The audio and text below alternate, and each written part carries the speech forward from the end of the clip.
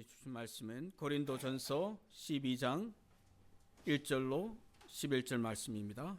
고린도전서 12장 1절로 11절 말씀 교독하도록 하겠습니다. 형제들아, 신령한 것에 대하여 나는 너희가 알지 못하기를 원하지 아니하노니 너희가 알거니와 너희가 이방인이었을 때 말 못하는 우상에게로 끄는 그대로 끌려갔느니라. 그러므로 내가 너희에게 알리노니 하나님의 영으로 말하는 자는 누구든지 예수를 저주할 자라 하지 아니하고 또 성령으로 아니하고는 누구든지 예수를 주시라 할 수 없느니라. 의사는 여러 가지나 성령은 같고 직분은 여러 가지나 주는 같으며 또 사역은 여러 가지나 모든 것을 모든 사람 가운데서 이루시는 하나님은 같으니 각 사람에게 성령을 나타내심은 유익하게 하려 하심이라.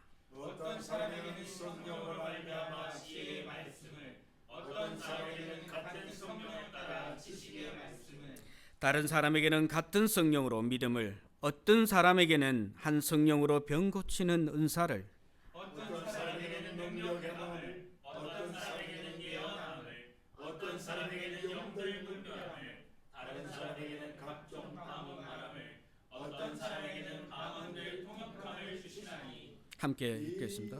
이 모든 일은 같은 한 성령이 행하사 그의 뜻대로 각 사람에게 나누어 주시는 것이니라. 아멘. 잠시 기도하겠습니다. 사랑의 하나님, 감사합니다. 저희가 받은 하나님의 선물인 은사를 통해 하나님의 사랑을 경험하며 하나님께 영광을 드려낼 수 있도록 성령님 인도하여 주옵소서. 교회가 교회되게 교회를 섬기며 교회를 세워가는데 각 지체들이 서로 연합하여 협력하는 귀한 사랑의 공동체가 되게 하여 주옵소서. 성령으로 충만하여 은사를 자랑하지 않고 겸손히 봉사하는 저희 되게 하옵소서. 예수님 이름으로 기도드립니다. 아멘.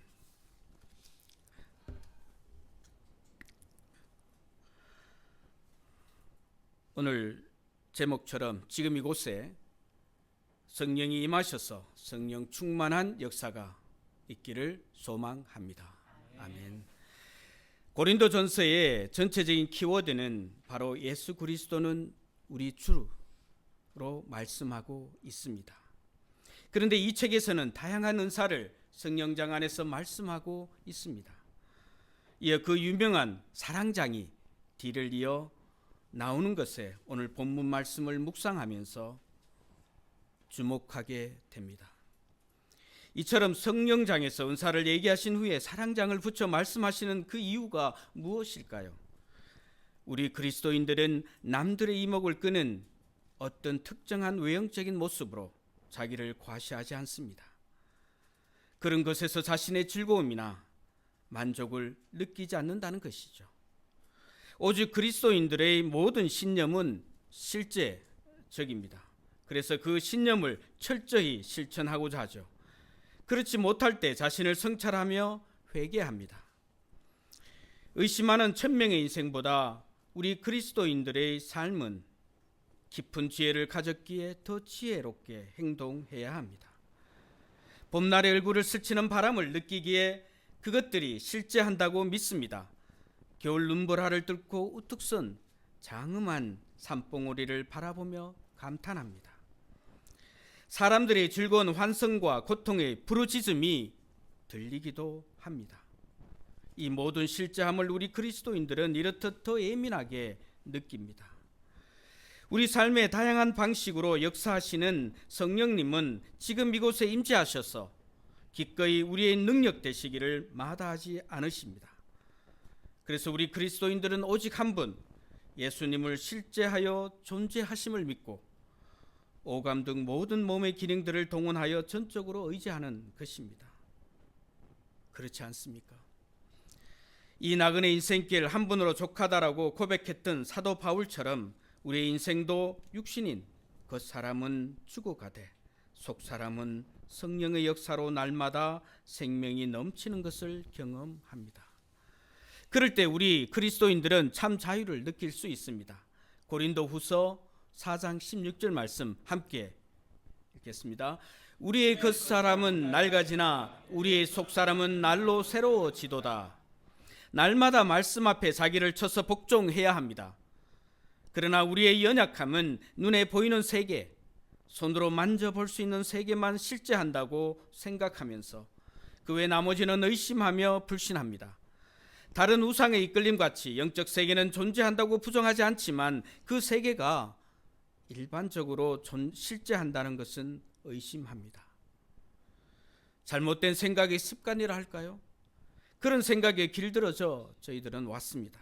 이 결과가 바로 물질을 숭배하는 만몬이즘이요 우상 숭배인 것입니다. 이와 같이 이 세상의 눈으로 보고 손으로 만질 수 있는 감각의 세계는 우리의 시선과 관심을 독차지하려는 시도를 포기하지 않습니다.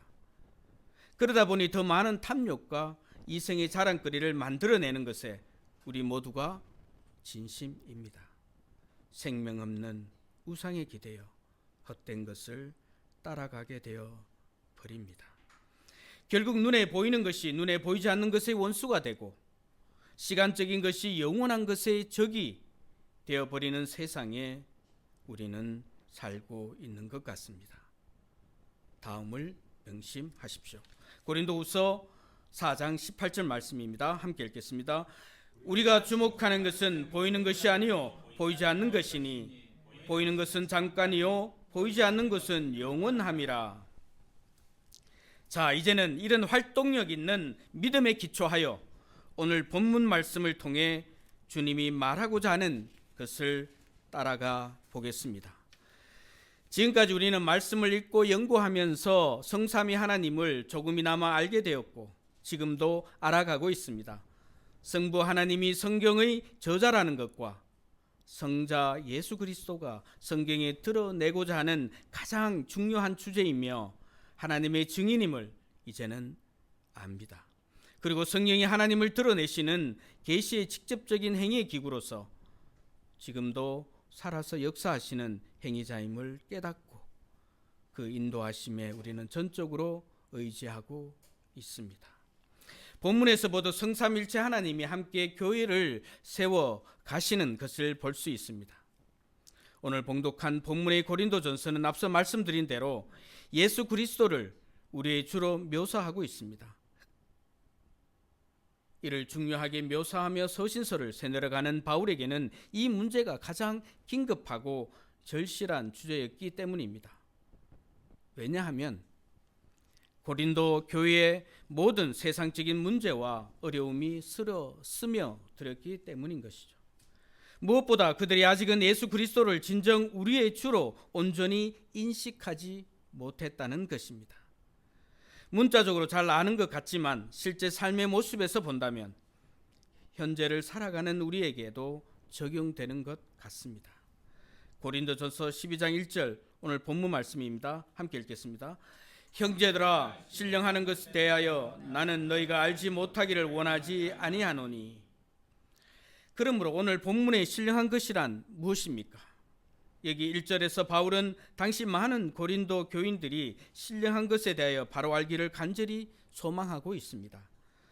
잘 아시다시피 성경에서 말하는 신령한 것이란 하늘의 것, 즉 영적인 은사를 가진 것을 의미합니다. 믿음에 관한 것이죠. 우리 그리스도인들에게는 당연한 것일 겁니다. 본문에서 다양한 은사를 말씀하시기 전에 고린도 교인들에게 이 신령한 것을 먼저 온전히 알아야 한다고 바울은 강조하고 있습니다. 왜 그럴까요? 당시 고린도의 상황을 살펴보면 충분히 이해가 갑니다. 고린도는 지리적으로 로마 제국의 중요한 무역항이었으며 그런 지리적 위치로 다양한 문화와 사상이 교류하는 곳이었습니다. 이러한 무역항을 끼고 있는 도시적 특성이 그대로 교회 안으로 침투하였습니다. 그러니까 다양한 배경과 신앙을 가진 사람들이 모이는 곳이라는 말이 되겠죠. 그러다 보니 그 다양성만큼이나 다양한 문제들이 발생하게 되었습니다. 다양한 세력 간의 분열과 다툼, 그리고 성적인 부도덕함과 탐욕 등 도덕적 타락이 극도로 만연되어 있었습니다. 역시 고린도 성도들이 갖고 있는 신앙적인 미성숙이 가장 큰 문제였습니다. 좀 더 자세히 들여다보면 앞장인 11장에 나오는 성만찬에 대한 오해라든지 은사의 과도한 기대나 그로 인한 신앙의 우월성을 강조하는 등의 문제가 있음도 알 수 있습니다. 또한 거짓 선지자들이 교회 안에 들어와 바울의 권위에 도전하면서 다른 복음을 전하며 성도들을 미혹하는 사례가 발생하고 있음도 또한 밝히고 있습니다. 헬라의 당파 사상이 교회 안으로 들어와 그들 선생의 이름을 따서 바울파, 아볼로파, 게바파, 그리스도파 등 네 파당들이 주도권을 잡으려 서로 다투기도 하였습니다. 이러한 고린도 상황이 무엇보다 바울로 하여금 오늘 본문에서 강조하는 중요한 내용이 무엇인지를 말하고 있는 것입니다. 우리가 살아가고 있는 지금의 현실과 지극히 판박이 같은 사회상을 볼 수 있습니다. 놀랍지도 않습니다. 단지 지금이나 과거나 인간들의 죄악된 모습이 비슷하다는 것에 다시금 놀라울 따름인 것입니다. 그래서 성도 여러분은 신령한 것에 관심이 있어 매일 매 순간 영의 양식인 말씀을 곱씹으며 묵상하고 있을 거라 생각합니다. 당연히 그러리라 믿습니다. 데모도후서 3장 15절로 17절 말씀 함께 읽겠습니다. 또 어려서부터 성경을 알았나니 성경은 능히 너로 하여금 그리스도 예수 안에 있는 믿음으로 말미암아 구원에 이르는 지혜가 있게 하느니라. 모든 성경은 하나님의 감동으로 된 것으로 교훈과 책망과 바르게 함과 교육하기에 유익하니 이는 하나님의 사람으로 온전하게 하며 모든 선한 일을 행할 능력을 갖추게 하려 함이라. 아멘. 우리는 삶의 자리에서 주님의 말씀에 따라 실전적 삶을 살기 위해 집중합니다. 많은 세상적인 유혹에 흔들리지 않기 위해 성경을 공부하고 연구하며 질문하며 묵상하면서 말입니다. 오직 성경만이 신령한 것에 대한 진리를 밝히 가르치고 있기에 그렇습니다. 오직 성경, 솔라 스크립투라. 교회를 가르치는 것도 성경에 의해서고 그로 인해 세워져 왔음도 또한 우리는 역사적으로 알 수 있습니다. 우리가 듣고 읽고 있는 이 말씀은 모든 성경은 하나님의 감동으로 된 것이다로 끝나지 않고 더 나아가 우리에게 교훈과 책망과 바르게 함과 의로 교육하기에 유익하니라고 말하고 있습니다. 성경은 우리에게 가장 중요한 것, 무엇을 믿어야 할 것인지를 교훈하고 책망해 우리의 그릇된 신념을 바로 잡아주고 있습니다. 성경은 그런 교정을 통해 한마디로 우리가 어떻게 살아가야 하는지를 직접적으로 말씀하고 있는 것입니다. 아울러 17절은 이는 하나님의 사람으로 온전하게 하며 모든 선한 일을 행할 능력을 갖추게 하려 함이라 라고 말씀하십니다. 이 말씀은 바울이 마치 우리에게 이렇게 말하고 있는 것 같습니다. 내 사랑하는 형제여, 말씀을 전할 때나 일상생활을 영위할 때나 하나님의 말씀이 곧 너의 무기라는 것을 항상 기억해야 한다. 그 무기를 충실하게 사용하면 모든 선한 일을 행할 능력을 갖출 수 있을 것이다 라고 말이죠. 그래서 베드로전서 2장 2절 말씀 함께 읽겠습니다. 갓난 아기들 같이 순전하고 신령한 젖을 사모하라. 이는 그로 말미암아 너희로 구원에 이르도록 자라게 하려 함이라. 성경은 이렇듯 영적 성장에 필수적이어서 그리스도를 닮아 가도록 삶을 변화시켜 줍니다. 그렇다고 하나님의 말씀이 초보자에 머물러서만은 안 될 것입니다. 더욱 힘써야 합니다. 히브리서 5장 13절로 14절 말씀 함께 읽겠습니다. 이는 젖을 먹는 자마다 어른아이니 의의 말씀을 경험하지 못한 자요 단단한 음식은 장성한 자의 것이니 그들은 지각을 사용함으로 연단을 받아 선악을 분별하는 자들이니라.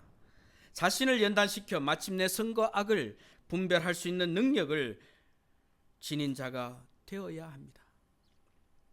그래서 어떤 경우에도 믿음으로 담대하게 예수 그리스도를 주로 시인하며 전적인 은혜의 삶을 살아가야 합니다. 하나님과 함께 동행하는 영원히 사는 새 생명의 삶 말입니다. 요한복음 3장 15절 말씀처럼 이는 그를 믿는 자마다 영생을 얻게 하려 하심이니라. 아멘. 우리는 믿음으로 영생을 얻게 되었습니다. 그래서 우리는 우리를 분별케 하시고 영생을 주셔서 참 평강을 누리게 하시는 신실하신 하나님만을 기대어 바라봅니다. 우리의 눈이 우리 주 하나님을 바라보며 우리에게 은혜 베풀어 주시기를 간구하며 기다립니다. 그분을 바라보며 기다린다는 것은 은혜를 받을 때까지 그분에게서 그 시선을 떨어지지 않게 바라본다는 것이 아닐까요? 주님의 뜻대로 살기를 갈망하면서 말입니다. 우리 주 예수님도 언제나 하나님을 바라보셨습니다. 마태복음 14장 19절 말씀입니다. 함께 읽겠습니다. 하늘을 우러러 축사하시고 떡을 떼어 제자들에게 주심에 제자들이 무리에게 주니. 이렇듯 예수님도 항상 마음의 눈으로 성부 하나님을 먼저 바라보셨기에 그분의 사역이 가능하다는 것을 보여주시고 있습니다. 하나님에게 시선을 떼지 않는 것이 그분의 능력의 비결이었습니다. 그렇습니다. 현재를 살아가는 우리는 성령의 감동으로 쓰인 이 말씀에 시선을 떼지 않을 때 온전히 예수를 주로 고백할 수 있음을 믿습니다. 고린도전서 12장 2절 말씀입니다. 함께 읽겠습니다. 너희도 알거니와 너희가 이방인으로 있을 때에 말 못하는 우상에게로 끄는 그대로 끌려갔느니라. 이제 그 장성한 분별의 영으로 위의 것을 생각하고 거룩한 인생으로 주님의 붙들림 되어 살아가야 하지 않겠습니까? 골로새서 3장 1절로 2절 말씀 함께 읽겠습니다. 그러므로 너희가 그리스도와 함께 다시 살리심을 받았으면 위의 것을 찾아라. 거기는 그리스도께서 하나님 우편에 앉아 계시느니라. 위의 것을 생각하고 땅의 것을 생각하지 말라. 따라서 우리 인생에 있어 가장 헛된 것이 말 못하는 생명 없는 우상을 숭배하는 것임을 분명히 깨달아야 합니다. 예레미야 51장 17절로 18절 말씀입니다. 사람마다 어리석고 무식하도다. 금장색마다 자기가 만든 신상으로 말미암아 수치를 당하나니 이는 그 부어 만든 우상은 거짓이요 그 속에 생기가 없음이라. 그것들은 헛된 것이요 조롱거리니 징벌하시는 때에 멸망할 것이니. 로마서 1장 25절 말씀 함께 읽겠습니다. 이는 그들이 하나님의 진리를 거짓 것으로 바꾸어 피조물을 조물주보다 더 경배하고 섬깁니다. 하나님께서는 오직 자신만을 섬기라고 하십니다. 다른 신을 섬기는 것은 하나님에 대한 불순종이기 때문이겠죠. 또한 우상 숭배는 단순히 형상을 만들어 숭배하는 것만 의미하는 것이 아닙니다. 현재의 세태처럼 물질이나 세상의 권력, 육신의 쾌락과 자신을 드러내기 위한 가대 포장 등도 신처럼 섬기는 우상 숭배의 한 형태인 것입니다. 마태복음 6장 24절 말씀 함께 읽겠습니다. 한 사람이 두 주인을 섬길 수 없나니 혹 이를 미워하고 저를 사랑하거나 혹 이를 중히 여기고 저를 경히 여길 것이니 너희가 하나님과 재물을 함께 섬길 수 없느니라. 골로새서 3장 5절 말씀입니다. 함께 읽겠습니다. 그러므로 땅에 있는 지체를 죽이라. 곧 음란과 부정과 사욕과 악한 정욕과 탐심이니 탐심은 우상 숭배니라. 아멘. 이와 같은 우상 숭배는 하나님과의 관계를 파괴하고 영적인 삶을 방해합니다. 그렇습니다. 2절에서 바울이 이렇게 고린도 교인들에게 상기시키고 있는 바는 분명합니다. 그것은 바로 그들의 회심전의 모습입니다. 그들은 이방인, 즉 이교도 있을 때 하나님을 알지 못함은 물론 말 못하는 우상에게로 끄는 그대로 끌려갔던 사람들이었다는 것을 깨우쳐주고 있습니다. 그래서 바울은 강하게 우상은 인간에게 전혀 쓸모없고 가치없는 허상일 뿐임을 일깨워주고 있는 것입니다. 그렇다면 여기에서 바울이 고린도 교인들의 우상 숭배에 몰입하였던 과거를 회상시키고 있는 이유는 무엇이겠습니까? 물론 그것은 말 못하는 우상과 말씀하시는 성령을 강력하게 대비해서 성령과 또한 그분께서 선물로 주신 은사가 얼마나 탁월한 것인지를 제시하기 위해서일 것입니다. 지금 현재를 살아가는 우리들에게 우상 숭배에 대한 강력한 경고를 하고 있는 것입니다. 고린도전서 12장 3절 말씀입니다. 함께 읽겠습니다. 그러므로 내가 너희에게 알리노니 하나님의 영으로 말하는 자는 누구든지 예수를 저주할 자라 하지 아니하고 또 성령으로 말하는 누구든지 예수를 주시라 할 수 없느니라. 아멘. 에베소서 1장 13절로 14절 말씀에서처럼 구원의 기쁜 소식인 진리의 말씀을 듣고 믿었을 때 하나님께서는 그 표시로 성령을 주신다고 하셨습니다. 그리고 그 성령이 우리와 함께 하실 때 우리는 하나님께 약속하신 모든 것을 상속받을 양자가 되는 것입니다. 따라서 성령은 구속받은 모든 자들에게 자유를 주시니 비로소 우리는 온전히 하나님께 찬양드리는 하나님의 영광의 존재가 되는 것입니다. 그래서 성령의 감동을 입어 특히 은사를 수여받은 자는 누구든지 예수를 나의 주라고 고백할 수 있는 것입니다. 그리고 이러한 신앙 고백은 성령을 통하지 않고서는 할 수 없다는 것을 역설적으로 말씀하고 있습니다. 마태복음 16장 16절에서 베드로가 가이사라 필립보에서 예수를 그리스도라고 고백했을 때 예수님께서 베드로의 고백을 혈육이 아니요 하늘에 계신 하나님 아버지께서 알게 하신 것이라고 평가한 것과 정확하게 일치한다고 할 수 있습니다. 이러한 사실은 예수를 주님이라고 고백하는 것은 이 세상의 지혜나 지식으로는 불가능하고 오직 성령을 통한 계시로만 가능함을 다시 한번 밝히고 있습니다. 따라서 모든 사람이 알 수 있는 어떤 특별한 외적 현상이 드러나지 않을지라도 예수 그리스도께서 주님이시다라고 고백한다면 그것이 곧 성령의 역사를 체험한 것임을 나타내는 것이라 할 수 있습니다. 즉 바울은 여기서 열광적인 어떤 외부적으로 나타나는 현상만을 성령의 역사라고 생각하는 고린도 교인들을 간접적으로 책망하고 있는 것입니다. 따라서 바울은 더욱 본질적으로 성령의 은사 문제를 염두에 두고 이 말씀을 한 것으로 생각이 됩니다. 바울은 4절 이하에서 이제 본격적으로 성령의 은사 문제를 거론할 터인데 사전에 바로 이와 같은 인식을 고린도 교인들이 가져주기를 간절히 바라고 있는 것입니다. 은사의 종류와 관계없이 가장 근원적이고 귀한 성령의 은사, 곧 하나님의 은혜의 선물인 바로 성령 그 자신이라는 사실입니다. 성령은 예수 그리스도는 주이시다라는 고백을 가능케 하시는 분이라는 의미에서 다른 어떤 은사보다도 그분 자체가 그리스도인들에게는 가장 큰 선물인 것입니다. 하나님의 은혜의 선물이죠. 그렇습니다. 은사는 하나님과 내주하시는 성령의 임재의 증표입니다. 그래서 은사가 드러나는 곳에는 하나님께 대한 감사의 고백이 있습니다. 이처럼 제약된 나를 대신하여 기꺼이 죽으신 예수님을 생각하도록 하는 것이 은사인 것입니다. 그러므로 우리는 우리에게 은사가 드러날 때마다 예수가 우리의 주 구주 되심을 고백하며 예배해야 합니다. 그래서 그 목적에 부합되도록 은사를 사용해야 하는 것이죠.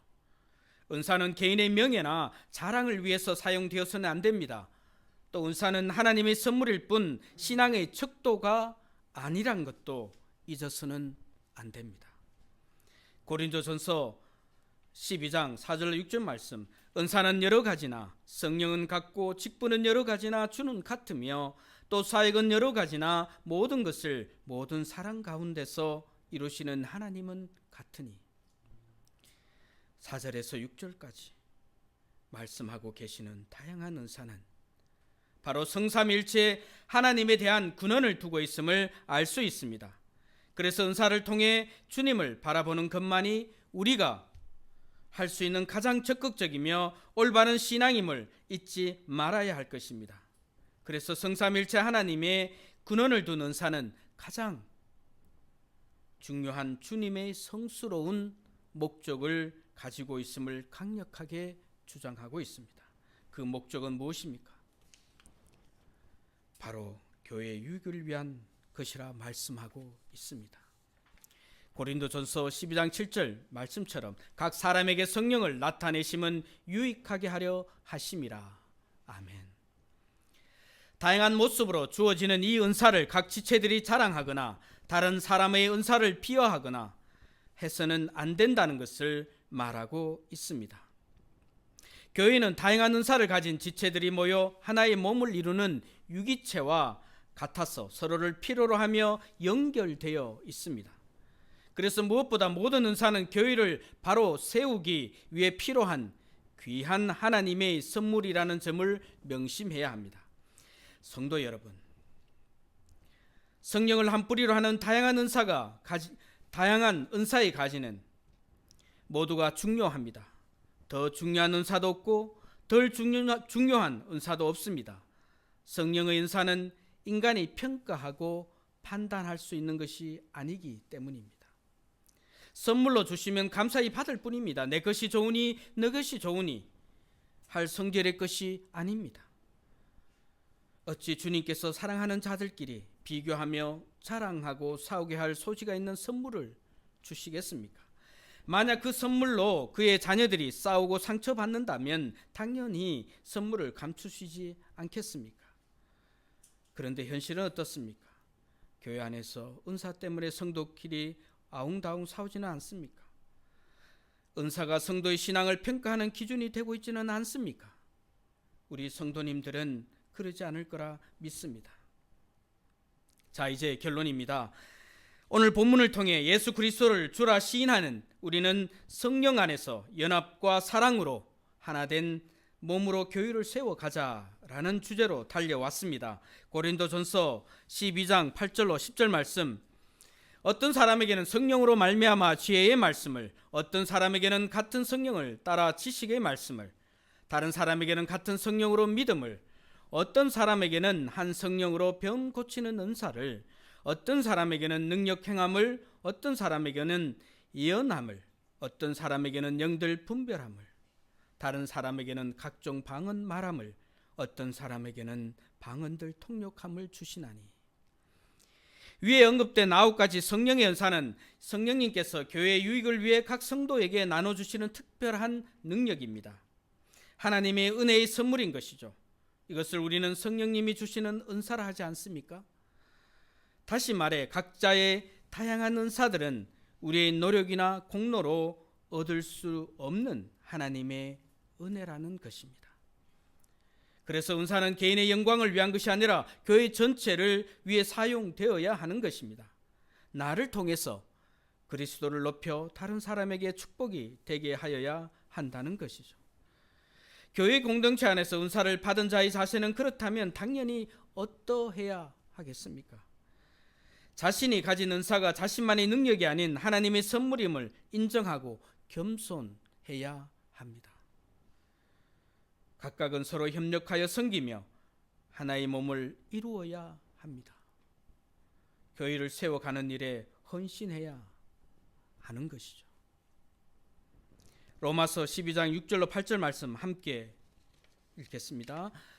우리에게 주신 은혜대로 받은 은사가 각각 다르니 혹 예언이면 믿음의 분수대로, 혹 섬기는 일이면 섬기는 일로, 혹 가르치는 자면 가르치는 일로, 혹 위로하는 자면 위로하는 일로, 구제하는 자는 성실함으로, 다스리는 자는 부지런함으로, 긍휼을 베푸는 자는 즐거움으로 할 것이니라. 아멘. 우리 각 사람에게 그리스도의 분량대로 선물을 주셔서 우리들을 온전하게 하여 교회에서 봉사일을 하게 하며 그리스도의 몸을 세우려 하심과 우리가 다 하나님의 아들을 믿는 것과 아는 일에 하나가 되어 온전한 사람이 되게 하려 함이라고 분명히 말씀하시고 계십니다. 그래서 다양한 은사들은 그 자체가 목적이 아니라 수단일 뿐입니다. 왜냐하면 아무리 뛰어난 은사를 가지고 있다 손치더라도 그 안에 사랑이 없다면 그것은 무익하여 무가치한 것일 뿐이기 때문입니다. 사랑이신 하나님은 이웃 사랑을 통해 그분을 경험하게 하시고 더 깊은 관계를 맺게 하십니다. 그분의 충만한 사랑이 이 귀한 공동체에 드러날 때 바로 그 공동체가 생명을 얻고 바르게 세워질 것입니다. 우리 헤브론이 거룩한 성령 안에서 겸손으로 온전히 연합하고 섬김과 헌신의 사랑으로 단단히 세워져 가는 생명이 넘치는 한몸된 공동체가 되기를 소망합니다. 아멘. 끝으로 다음 말씀을 함께 봉독하며 마무리하겠습니다. 고린도전서 13장 3절로 7절 말씀입니다. 내가 내게 있는 모든 것으로 구제하고 또 내 몸을 불사르게 내줄지라도 사랑이 없으면 내게 아무 유익이 없느니라. 사랑은 온유하며 시기하지 아니하며 사랑은 자랑하지 아니하며 교만하지 아니하며 무례히 행치 아니하며 자기의 유익을 구하지 아니하며 성내지 아니하며 악한 것을 생각하지 아니하며 불의를 기뻐하지 아니하며 진리와 함께 기뻐하고 모든 것을 참으며 모든 것을 믿으며 모든 것을 바라며 모든 것을 견디느니라.